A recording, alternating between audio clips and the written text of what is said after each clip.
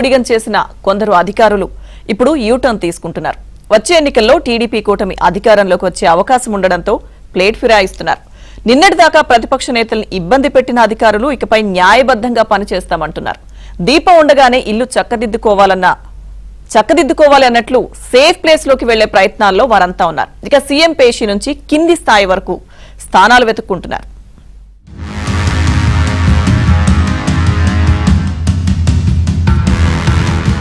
ఏపీలో రాజకీయ పరిణామాలు వేగంగా మారుతున్నాయి.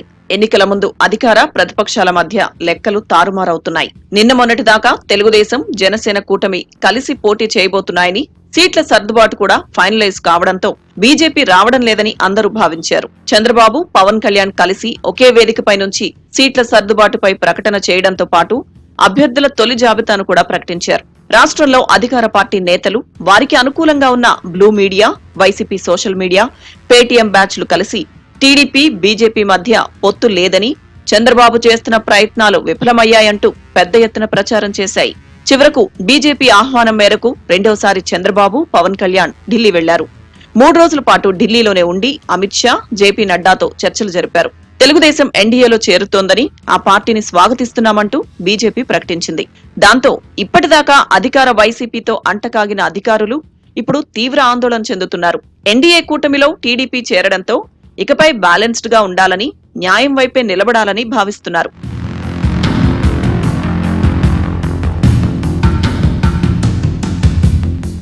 మరోవైపు కొందరు ఐఏఎస్లు, ఐపీఎస్లు సేఫ్ ప్లేస్ లోకి వెళ్లేందుకు ట్రై చేస్తున్నారు. కలెక్టర్లు, ఎస్పీలుగా ఉన్నవారు దీపం ఉండగానే ఇల్లు చక్కబెట్టుకునే ప్రయత్నాల్లో ఉన్నారు. అధికార పార్టీ చెప్పిన మాట వినకపోతే అటువైపు నుంచి, వింటే ప్రతిపక్షం వైపు నుంచి ఇబ్బందులు ఎదురవుతాయని, అంతేకాకుండా ఎన్నికల కమిషన్ కూడా కన్నెర చేస్తుందని, అందుకే న్యాయబద్ధంగా పనిచేయాలని నిర్ణయించుకున్నట్లు తెలిసింది. ఈ క్రమంలో కొంతమంది అధికారులు తెలివిగా టీడీపీ నేతలతో టచ్ లోకి వెళ్లారు. టీడీపీ ఏం చెప్తే అదే చేస్తామని నమ్మించేందుకు ప్రయత్నిస్తున్నారు. అయితే ఇదే అధికారులు నిన్న మొన్నటిదాకా వైసీపీతో అంటకాగడంతో టీడీపీ నేతలు వీరిని నమ్మడం లేదు. మొత్తానికి టీడీపీ ఎన్డీఏలో చేరినట్లు అధికారిక ప్రకటన రావడంతో ఇప్పుడు ఏపీలో అధికారులు తీవ్ర ఆందోళనలో ఉన్నారు. కొంతమంది ఐఏఎస్, ఐపీఎస్లు టెలికాన్ఫరెన్స్ పెట్టుకుని మరీ మాట్లాడుకుంటున్నారు. ఇకపై జాగ్రత్తగా ఉండాలని ఒకరికొకరు సూచించుకుంటున్నారు.